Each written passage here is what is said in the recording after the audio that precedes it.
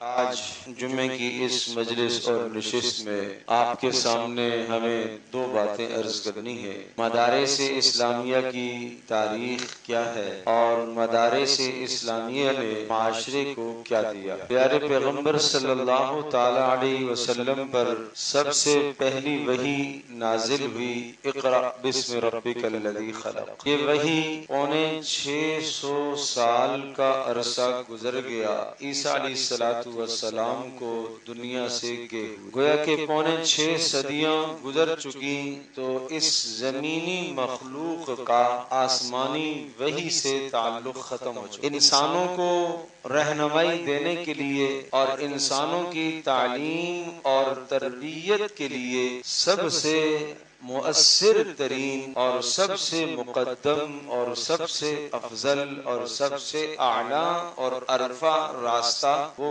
وحی الہی ہے۔ انسان اپنی سوچ سے، اپنی عقل سے، اپنی سمجھ سے اپنی راہیں اگر متعین کرنا شروع کر دے تو آخرت کی تباہی تو ہے ہی ہے، اس دنیا میں بھی گمراہی کے راستے اس کے سامنے کھل جائے۔ اگر یہ اپنی عقل کے ساتھ، اپنی سمجھ کے ساتھ وحی کے نور کو اور روشنی کو نہ لے تو اس کے لیے گمراہی ہی گمراہی، اس کے لیے ضلالت ہی ضلالت۔ آنکھ اللہ نے دے رکھی ہے مگر یہ آنکھ دیکھنے میں روشنی کی محتاج ہے۔ اگر رات کا اندھیرا آ جائے اور اس میں کچھ بھی نظر نہ آئے تو آنکھ ہوتے ہوئے بھی کچھ نہیں دکھائی دے، آنکھ نہیں کام کر سکتی کیونکہ آنکھ کو روشنی چاہیے۔ ابھی دن میں ہم آپ کو اور آپ ہمیں دیکھ رہے ہیں، کیوں؟ روشنی۔ یہ منظر رات کو آپ نہیں دیکھ پائیں گے، تاریکی اور اندھیرے میں آپ نہیں دیکھ پائیں گے، جس طرح سے یہ آنکھ دیکھنے میں ایک روشنی کی محتاج ہے، اسی طرح سے انسان کی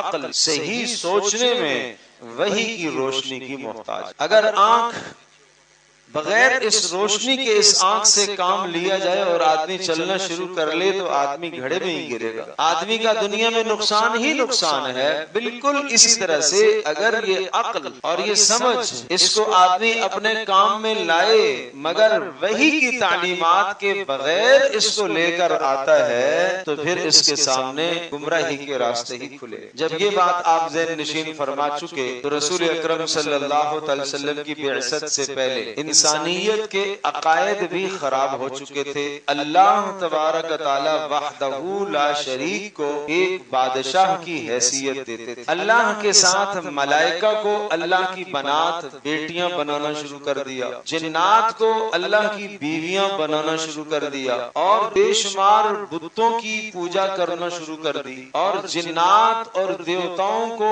اپنا معبود اور مسجود بنا لیا، اور کچھ نے تو ستاروں کو اپنا معبود بنا لیا۔ اور اس کے علاوہ اس ماحول اور معاشرے میں ہر ظلم اور زیادتی موجود تھی۔ معاشی ذرائع کیا تھے؟ مال کیسے حاصل کرتے تھے؟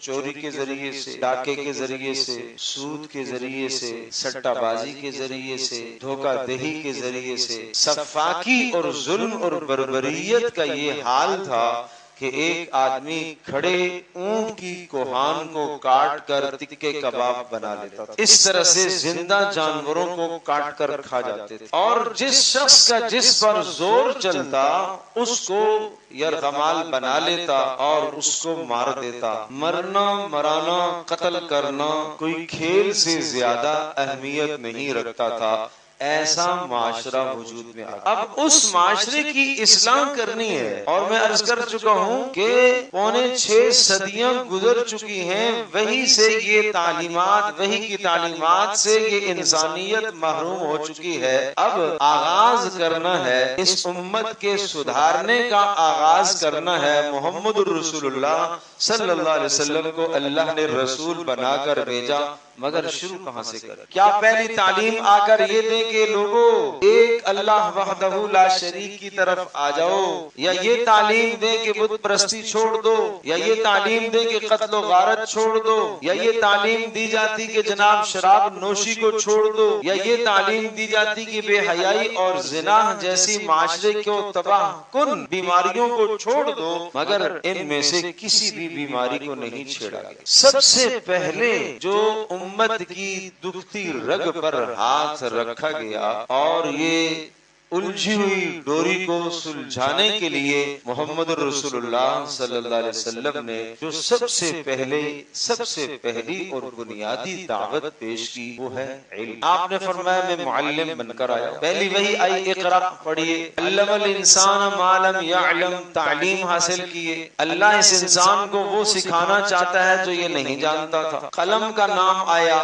تعلیم کا نام آیا، پڑھنے کی بات آئی۔ جب پڑھنے کی بات آئی تو یقیناً کوئی مضمون بھی تو ہوگا، کوئی سبجیکٹ ہوگا جس کو ہم پڑھیں گے۔ لکھنے کی بات آئی تو کچھ مضامین بھی تو ہوں گے جنہیں ہم لکھیں گے، قلم کا تذکرہ آیا۔ تعلیم کی بات آئی تو یقیناً کوئی معلم اور کوئی استاذ بھی تو ہوگا جو سکھائے گا۔ کوئی انسانیت اور کوئی مخلوق سیکھنے والی بھی تو ہوگی، اس کا بھی تذکرہ آیا۔ گویا کہ علم کا تمام ماحول سامنے لایا گیا، ایک تعلیمی ادارے کا مکمل ماحول سامنے لایا گیا کہ ایک تعلیمی ادارہ کیسے ہوتا ہے، اس میں ایک استاذ ہوتا ہے، ایک معلم ہوتا ہے، اور اس میں جناب پڑھنے پڑھانے کا سلسلہ ہوتا ہے، اور اس میں قلم اور کاغذ کا سلسلہ ہوتا ہے، اور اس میں جناب کسی چیز پر کوئی لکھا ہوا مضمون سامنے آتا ہے، اور ایک معلم اور استاذ ایک باپ کی طرح کے اپنے ماتحتوں کی تربیت کرے گا۔ یہ سب سے پہلا تصور دیا گیا۔ پھر جب یہ تصور آپ کو ذہن میں آ گیا کہ سب سے پہلا تصور یہ تعلیم کا، یہ ادارے کا، یہ مدرسے کا، یہ تصور سب سے پہلا دیا گیا۔ ادھر ابراہیم علیہ السلام کی دعا تھی، پیارے پیغمبر صلی اللہ تعالی علیہ وسلم کو ابراہیم علیہ السلام نے مانگا سورۃ البقرہ میں، جس کا تذکرہ ہے ربنا وبعث فیہم رسولا، اے اللہ میں نے اپنے بچے اسماعیل کو اور بیوی ہاجر کو بیت اللہ کے پاس ٹھہرایا ہے، اے اللہ ان کے لیے معلم بنا کر رسول بھی بھیج۔ اور اسی طرح سے ادھر اللہ پاک نے یہ بات ذکر فرمائی لقد من اللہ علی المومنین، اللہ نے احسان عظیم کیا ہے کہ تمہیں محمد رسول اللہ صلی اللہ تعالی علیہ وسلم کی صورت میں معلم عطا فرمایا۔ احسان عظیم، کسی احسان کو اللہ نے نہیں جتلایا۔ پیدا کیا اللہ کا احسان ہے، رزق دیا اللہ کا احسان ہے، اللہ نے طاقت دی اللہ کا احسان ہے، سمجھ دی اللہ کا احسان ہے۔ کسی بھی احسان کو اللہ نے یہ نہیں جتلایا۔ لقد من اللہ علی المؤمنین، ایمان والوں پر اللہ کا بڑا احسان ہوا۔ اذ بعث فیہم رسولا، ایمان والوں میں اللہ پاک نے محمد رسول اللہ صلی اللہ تعالی علیہ وسلم کو معلم اور استاذ بنا کر۔ یا اللہ اتنا بڑا احسان، آپ نے تو بڑے احسانات کیے، مگر یہ احسان آپ نے کیوں جتلایا؟ اس لیے کہ معلم کے ذریعے سے، استاذ کے ذریعے سے انسان بنتا ہے۔ انسان صرف 6 فٹ کے قد کا نام نہیں ہے، انسان کھانے پینے والی مخلوق کا نام نہیں ہے، انسان اپنی مرضی کے مطابق گھر بنانے والی مخلوق کا نام نہیں ہے، انسان بولنے اور سمجھ رکھنے والی مخلوق کا نام انسان نہیں ہے، فضاؤں میں جہازوں کو اڑانے والی مخلوق کا نام انسان نہیں ہے، سمندروں کے پانیوں کو چیر کر لے جانے والے جہازوں کو بنانے والی مخلوق کا نام انسان نہیں ہے، اور اس مخلوق سے، اس زمین سے، اس خطے سے نکل کر اور دیگر سیاروں پر پہنچنے والی مخلوق کا نام انسان نہیں ہے۔ انسان تو صفات کا نام ہے، انسان تو خوبیوں کا نام، انسان تو ہمدردی کا نام ہے، انسان تو رواداری کا نام ہے، انسان تو اخلاق کا نام ہے، انسان تو کردار کا نام ہے، انسان تو اللہ کے سامنے جھکنے کا نام ہے، انسان تو ایک دوسرے کی لاج رکھنے کا نام ہے، انسان تو ماں اور باپ کے رشتے ناطے قائم کرنے کا نام ہے، برادری کے رشتے ناطے قائم کرنے کا نام انسان ہے۔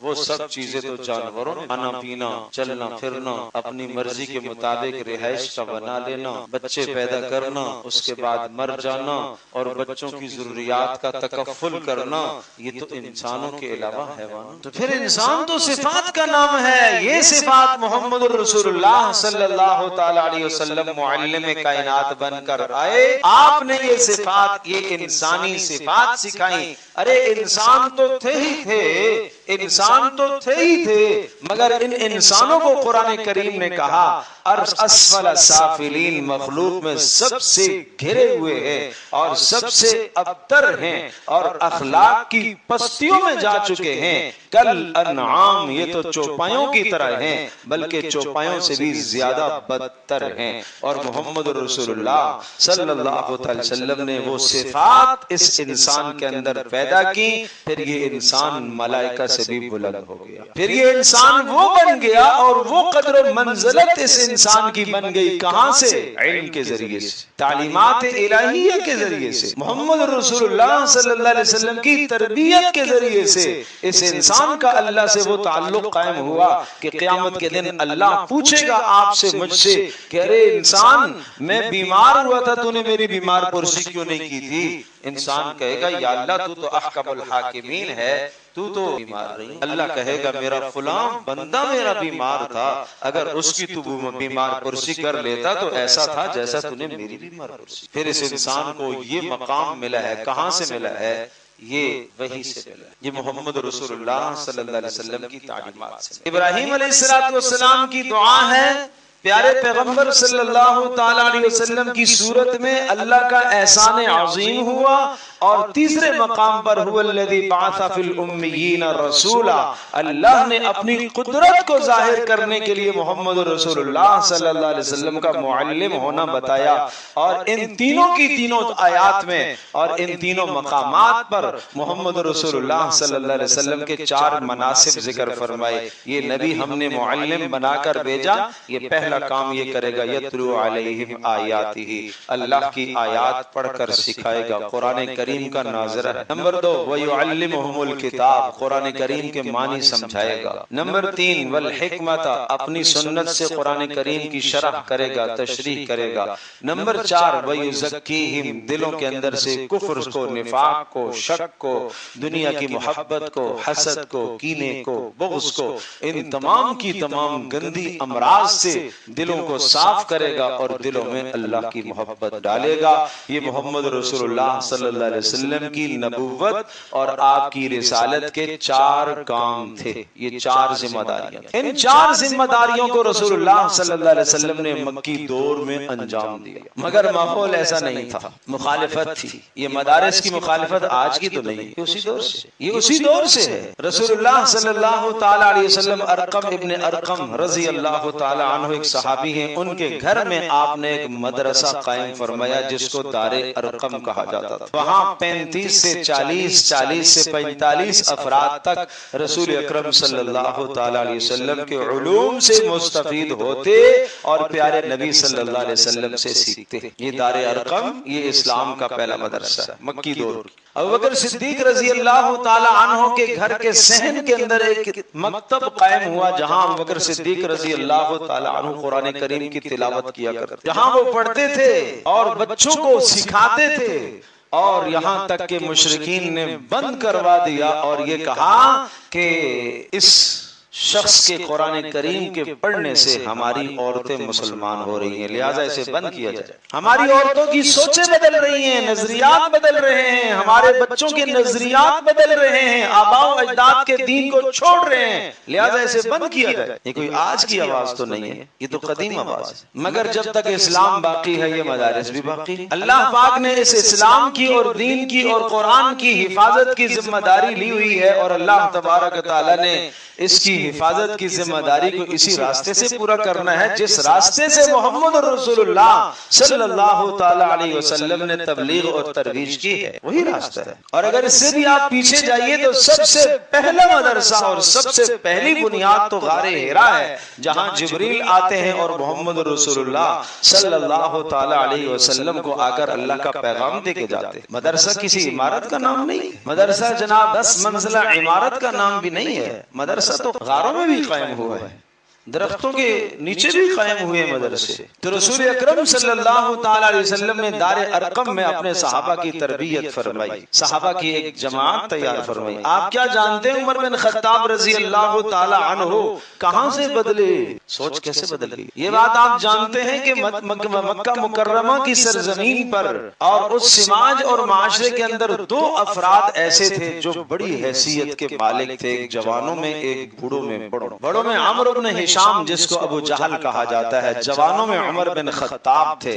اگر یہ 2 شخص، اگر عمرو بن ہشام آ جاتا ہے تو بڑے لوگ اسلام میں داخل ہو جائیں گے، اگر عمر بن خطاب آ جاتا ہے تو جوان نسل اسلام میں قریب آ جائے گی، اس لیے کہ یہ جوانوں کی قیادت تھی اور وہ بوڑھوں کی قیادت۔ اس لیے رسول اللہ صلی اللہ علیہ وسلم نے دعا مانگی، اے اللہ عمر بن خطاب اور عمر بن ہشام میں سے ایک آدمی مجھے دے دے۔ پیارے پیغمبر صلی اللہ علیہ وسلم نے بیت اللہ کا غلاف پکڑ کر یہ بات مانگی اللہ سے، اے اللہ ان دونوں میں سے مجھے ایک دے دے۔ اللہ تبارک و تعالی نے یہ دعا عمر بن خطاب کے حق میں قبول فرمائی، محمد الرسول۔ اور دیکھو تو صحیح نا، دعا قبول فرمائی، اللہ چاہتا اسی حال میں اللہ پاک عمر بن خطاب کو محمد رسول اللہ صلی اللہ علیہ وسلم کے قدموں میں حاضر کر دیتا۔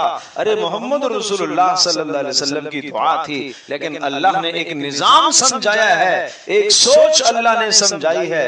عمر بن خطاب محمد رسول اللہ کو قتل کرنے کے لیے نکلتے۔ اگر آپ یہ کہیں کہ کائنات کا سب سے بدترین عمل اگر ہے تو کسی نبی پر ہاتھ اٹھانا، کائنات میں سب سے بدترین ارادہ اگر ہو سکتا ہے تو وہ کیا ہے؟ کسی نبی پر ہاتھ اٹھانا۔ عمر بن خطاب تلوار لے کے اس ارادے سے نکلتے ہیں، لیکن اللہ یہ سمجھانا چاہ رہا تھا کہ عمر بن خطاب اتنا خطرناک اور اتنا خوفناک ارادہ لے کر گھر سے نکلتا ہے، اور اس کے ارادے کو بدلنے والی کیا چیز ہے اللہ یہ بات سمجھانا چاہ رہا۔ راستے میں ایک شخص ملے اور کہا آپ کی بہن اور بہنوئی تو مسلمان ہو چکے، کہاں جا رہے ہو؟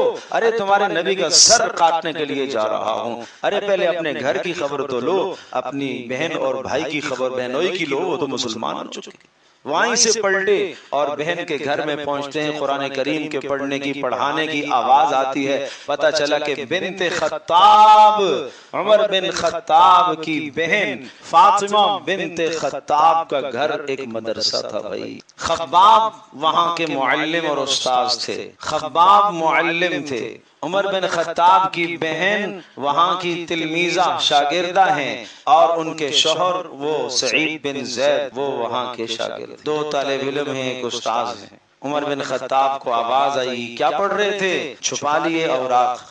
جب چھپا لیے اور عمر بن خطاب نے مارنا پیٹنا شروع کر دیا، یہ اللہ تو اللہ ہے، اللہ دکھانا چاہ رہا تھا کہ دیکھو آنے والوں کو یہ خبر دے دو کہ انسانوں کی سوچیں کہاں سے بدلتی ہیں، کس ماحول سے بدلتی ہیں۔ اللہ چاہتا تو محمد رسول اللہ صلی اللہ علیہ وسلم کی دعا کے نتیجے میں ادھر رسول اللہ نے دعا مانگی اور ادھر عمر بن خطاب رسول اللہ کی خدمت میں حاضر ہو جاتے، لیکن اللہ پاک نے یہ سبیل اور یہ راستہ کیوں اختیار کروایا؟ عمر بن خطاب رضی اللہ تعالی عنہ ابھی رضی اللہ نہیں بنے، اچھا لاؤ تو صحیح مجھے پڑھواؤ۔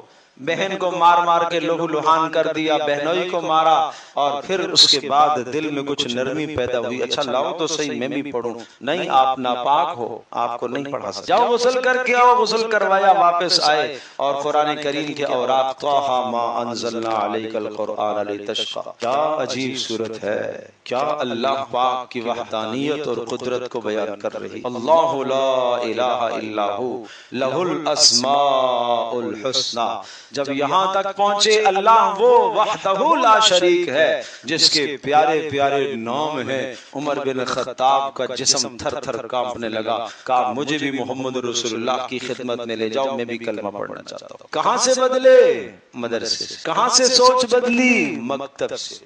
آج دنیا بھی یہ جانتی ہے کہ اس کائنات میں اگر انقلاب آ سکتا ہے تو یہ مدارس کے راستے سے انقلاب آ سکتا ہے۔ اگر لوگوں کی سوچوں کو بدلا جا سکتا ہے تو مدارس کے راستے سے بدلا جا سکتا ہے۔ اگر سماج کو بدلا جا سکتا ہے تو یہ مدارس ہی سب سے اول اور سب سے پہلی سیڑھی ہے جس سے لوگوں کی سماج کو بدلا جا سکتا ہے، معاشرت کو بدلا جا سکتا ہے، معاش کو بدلا جا سکتا ہے۔ انقلاب اسی راستے سے آتا ہے اور انقلاب اسی راستے سے لایا جا سکتا ہے۔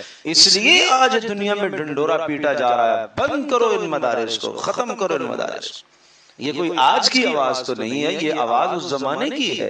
قرآن کریم کہتا ہے تشابہت قلوبہم، سب کی سوچیں ایک طرح کی ہیں، ہاں راستے جدا جدا ہیں، سوچیں سب کی ایک ہے، طریقہ کار سب کا، طریقے واردات میں اختلاف تو ہو سکتا ہے مگر واردات ایک ہی ہے۔ پھر محمد رسول اللہ صلی اللہ علیہ وسلم مدینہ طیبہ تشریف لے گئے۔ قربان جاؤں، محمد رسول اللہ صلی اللہ علیہ وسلم نے مدینہ طیبہ کے اندر جا کر مسجد کی بنیاد رکھی۔ آپ نے وہاں کوئی دکان تو نہیں کھولی، آپ نے کوئی بڑا مارٹ تو نہیں بنایا، آپ نے کوئی شادی ہال تو نہیں بنایا، آپ نے اپنا محل تو نہیں بنایا، آپ نے اپنی کوئی اسمبلی ہال تو نہیں بنایا۔ وہاں رسول اللہ صلی اللہ علیہ وسلم کی مسجد ہے، وہ اسمبلی ہال بھی ہے، وہ فوجی چھاونی بھی ہے، وہ تعلیم اور تربیت گاہ بھی ہے، وہ عبادت خانہ بھی ہے، وہاں نمازیں بھی ہو رہی ہیں، وہاں قضا کے فیصلے کچہریاں بھی لگ رہی ہیں، عدالتی فیصلے بھی وہاں ہو رہے ہیں، وہاں نکاح بھی ہو رہے ہیں، وہاں آنے والے وفود سے ملاقات بھی کی جا رہی ہے، وہاں آنے والی جماعتوں کو دین بھی سکھایا جا رہا ہے۔ قریب میں مسجد کے متصل ایک چبوترا ہے، اصحاب صفہ کا چبوترا جیسے کہا جاتا ہے، وہ ایک رسول اللہ صلی اللہ علیہ وسلم کا مدرسہ ہے۔ اس مدرسے کے محتمم حضرت محمد مصطفیٰ صلی اللہ تعالی علیہ وسلم خود بنفس نفیس اس کے محتمم، خود اس کی مدیر ہے۔ یہ مدرسہ کیسے چلتا ہے؟ اس مدرسے کو خرچ کون دیتا ہے؟ یہ اس وقت کی بات ہے۔ منافق کہنے لگے لا تنفقوا علی من عند رسول اللہ حتی ينفضوا، نہ خرچ کرو ان پر۔ ایک رسی لٹکی ہوئی ہوتی تھی، ابو ہریرہ رضی اللہ تعالی عنہ اس مدرسے کے منیٹر،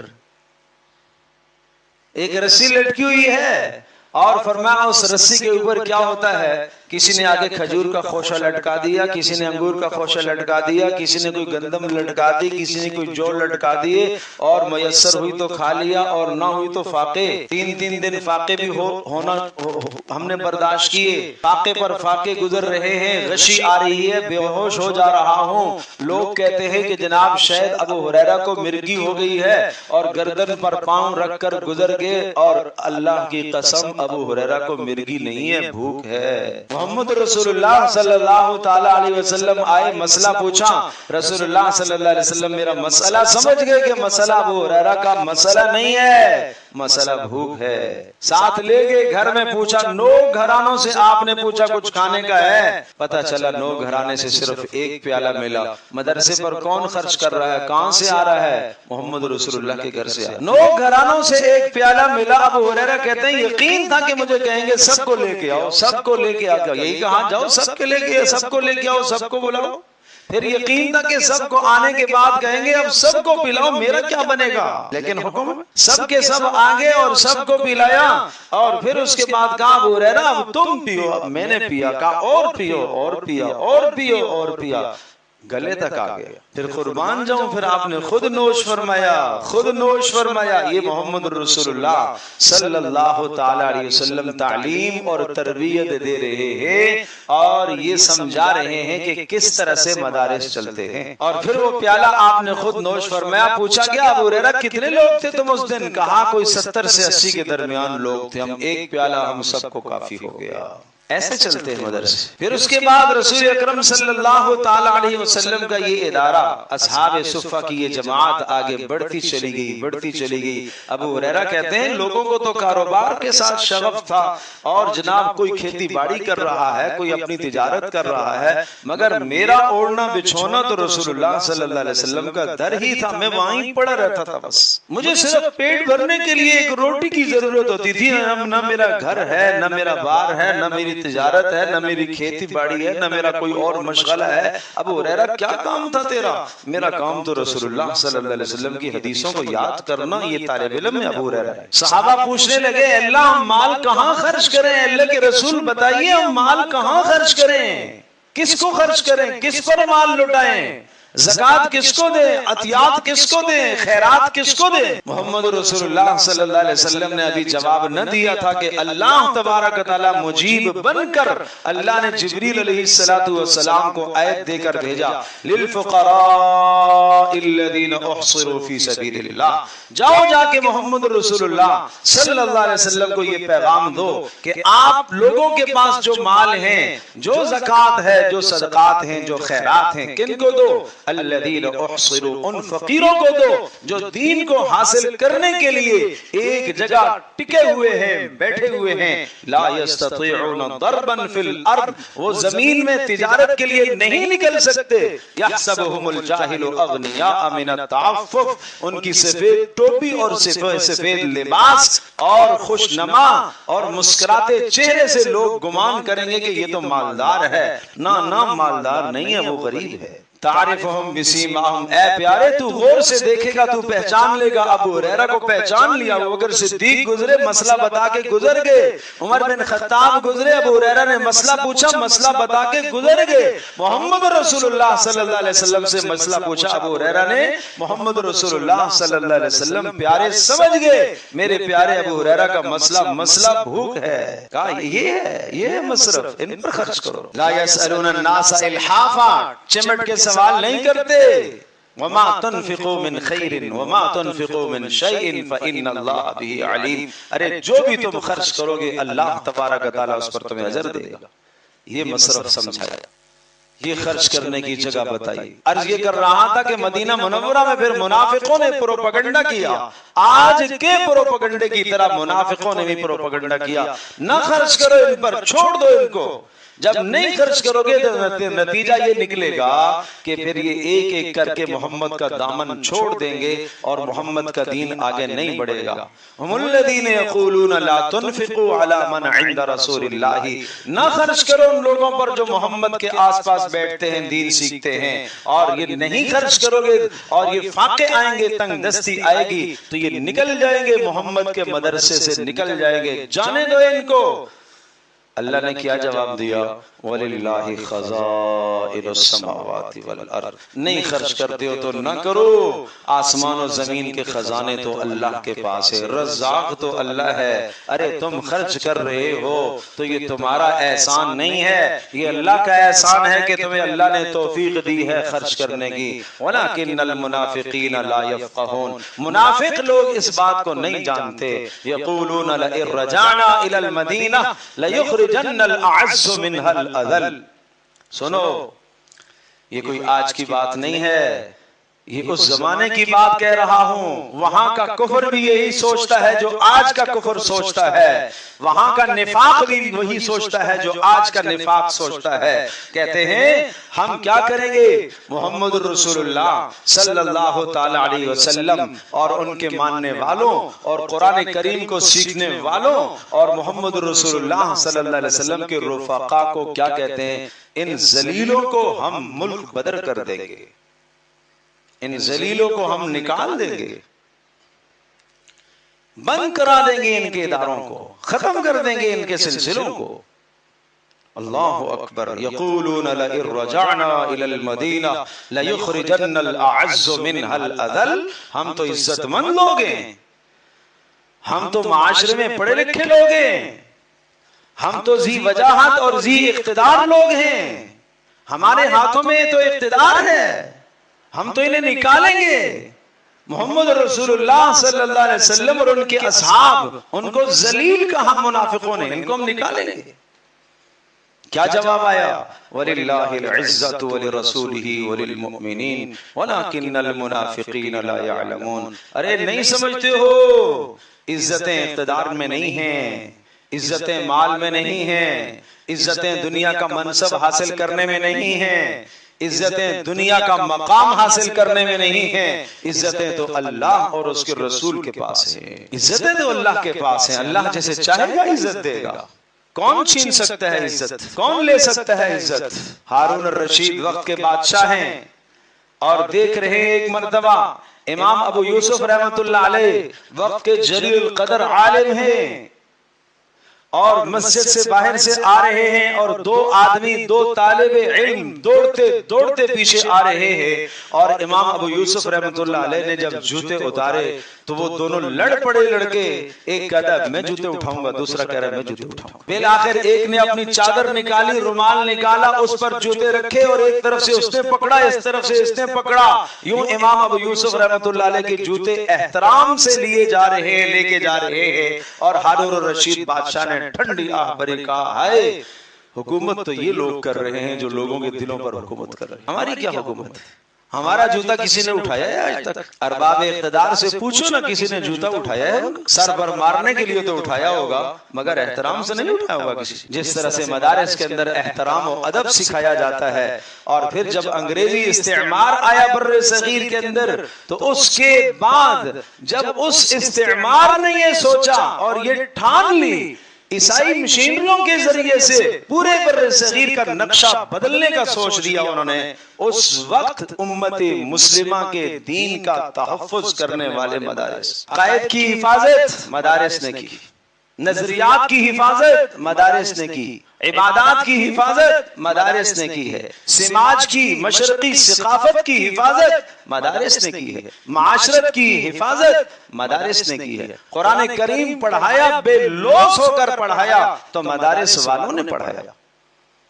اور یہ وہ دور تھا کہ جب مدارس کے خلاف، علماء کے خلاف انگریز کی اتنی بدترین سازش چلی کہ دہلی کی جامع مسجد کے گرد و نواح میں 50 سے 55 کلومیٹر تک کوئی درخت ایسا خالی نہیں تھا جس درخت کے ساتھ کسی عالم کی لاش لٹکی ہوئی نہ ہو۔ کیا معلوم ہے آپ کو تاریخ؟ 14 اگست نام تو ہم سنتے ہیں، پاکستان کا، پاکستان ایک خطہ اسلامی خطہ معرض وجود میں آیا، مگر پیچھے علماء کی کتنی قربانیاں ہیں۔ مگر مولانا اشرف علی تھانوی رحمۃ اللہ علیہ کی کیا سوچ تھی؟ قائد اعظم کی بار بار رہنمائی کرنے والے کون لوگ تھے؟ علامہ اقبال نے جو امت کو ایک سوچ دی ہے، جوانوں کو ایک سوچ دی ہے، اس کی سوچ کو بدلنے والے پیچھے کون لوگ تھے؟ علماء۔ تو اپنی تاریخ کو پڑھو، نئی نسلیں اپنی تاریخ سے بہت کچھ سبق سیکھا کرتی ہیں۔ آج نئی نسل کو اپنی تاریخ کی فرصت ہی نہیں ہے، آج نئی نسل کے ہاتھ میں میڈیا کے شیطانی آلات ایسے آگے کہ گمراہی ہی گمراہی ہے، بربادی ہی بربادی ہے۔ تو میرے عزیز دوستو بزرگوں، آج بھی یہ آوازیں سنتے رہیں گے آپ، اور یہ آوازیں اٹھتی رہیں گی۔ مدارس رجسٹریشن نہیں ہے، نہیں معلوم کون چلا رہا ہے۔ آج جس دور میں دعویٰ یہ کیا جاتا ہے کہ ایک ذرہ، ایک پتہ بھی ہلتا ہے تو ہمیں علم ہے، مگر مدارس 50% کون چلا رہا ہے پتہ ہی نہیں۔ انسانوں، مسلمانوں، نمازیوں، اہل سمجھ و دانش، آپ کو سمجھنا ہوگا، آپ کو حقیقت سمجھنی ہوگی۔ کفر کو، دجل کو، فریب کو، دھوکے کو اتنا عام کیا جائے، اتنا عام کیا جائے، جھوٹ کو اتنا عام کیا جائے کہ لوگ اس کو سچ سمجھنے لگے، مگر سچ کچھ اور ہوتا ہے، حقیقت کچھ اور ہوتی ہے۔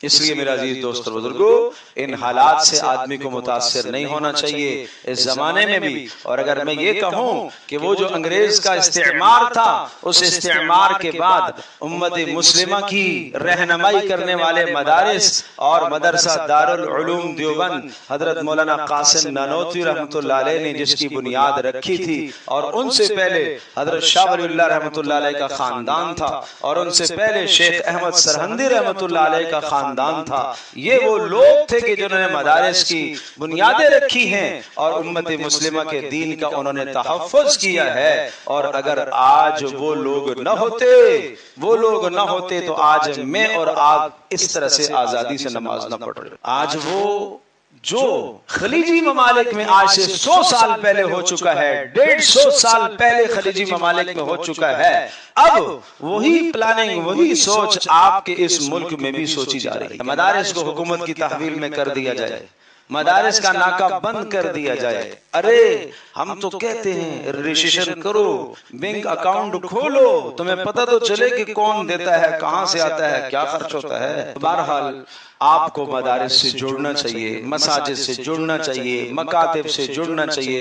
یہی راستہ ہے آپ کے دین کے تحفظ کا، یہی بہترین اور واحد راستہ ہے۔ اپنے آپ کو، اپنی نسلوں کو قرآن کریم کے ساتھ جوڑو۔ میری درخواست ہے، آپ چاہتے ہو کہ آپ اور آپ کی نسلیں ٹھیک بن جائیں، اپنے آپ کو قرآن کریم کے ساتھ جوڑو، اپنے آپ کو مدرسوں کے ساتھ جوڑو۔ مت پیسہ دو، آپ نہیں دے سکتے ہو مت دو، مگر اپنا دلی تعاون، دلی ہمدردی وہ آپ کی اداروں کے ساتھ ہونی چاہیے، وہ آپ کی مدرسوں کے ساتھ ہونی چاہیے۔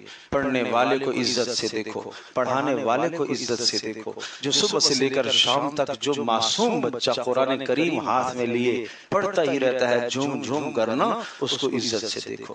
آج آپ نہیں جانتے ہو کہ دہشت گردی کیا مدارس میں؟ آپ امتحان جب آتے ہیں تو امتحانات میں دیکھو نا، بھاری برکم رینجرز اور پولیس کہاں کھڑی ہوتی ہے؟ کیا وہ کسی مدارس کے مدرسے کے سینٹر کے سامنے کھڑی ہوتی ہے یا کالج یونیورسٹیوں میں کھڑی ہوتی ہے؟ تو دہشت گردی کہاں ہے؟ ادھر ہے یا ادھر ہے؟ آج کیوں ہم اس بات کو نہیں سمجھتے؟ پرامن طریقے سے رجب کے مہینے میں، رجب کے اول میں مدارس کا امتحان ہوتا ہے، کراچی سے لے کر وہ کے پی کے تک، کے پی کے سے آگے شمالی علاقہ جات گلگت تک، بلتستان تک، وہ تمام کے تمام، ادھر سے کشمیر تک، ادھر سے بلوچستان تک، ایک ہی دن میں، ایک ہی وقت میں پیپر شروع ہوتا ہے، ایک ہی وقت میں پیپر ختم ہوتا ہے۔ کسی امتحانی ہال کے سامنے نہ کوئی پولیس کھڑی ہوتی ہے، نہ کوئی رینجرز کھڑا ہوتا ہے، نہ کوئی اور ادارے کھڑے ہوتے ہیں، ان کے اساتذہ ہی نگرانی کر رہے ہوتے ہیں۔ کبھی آپ نے سنا ہے کسی مدرسے کے اندر طلبہ نے ہڑتال کی ہو اور اساتذہ کو ڈیسکوں سے مارا ہو اور کرسیوں سے مارا ہو؟ یہ کہاں ہوتا ہے بھائی؟ یہ کہاں ہوتا ہے؟ پھر بھی ہمارا سیدھا سادہ مسلمان کہتا ہے مدارس تو دہشت گرد۔ وہ سوچو تو صحیح، پھر بھی اگر کوئی اکا دکا کوئی واقعہ ہو جاتا ہے، اور حضرت تھانوی رحمۃ اللہ علیہ کے زمانے کی بات ہے، آخری بات عرض کرتا ہوں، ایک مدرسے کے اندر جوتے کسی نے چوری کر لیے، تو حضرت تھانوی رحمۃ اللہ علیہ کے پاس لوگ آئے کہ حضرت آپ کے طالب علم نے چوری کی ہے۔ حضرت نے ارشاد فرمایا طالب علم نے نہیں چوری کی ہے، طالب علم کی شکل میں چور آیا تھا۔ نہیں سمجھے بات؟ طالب علم کی شکل میں چور آیا تھا۔ تو مدارس میں طالب علم کی شکل میں کچھ آ جاتے ہیں، کچھ آ جاتے ہیں۔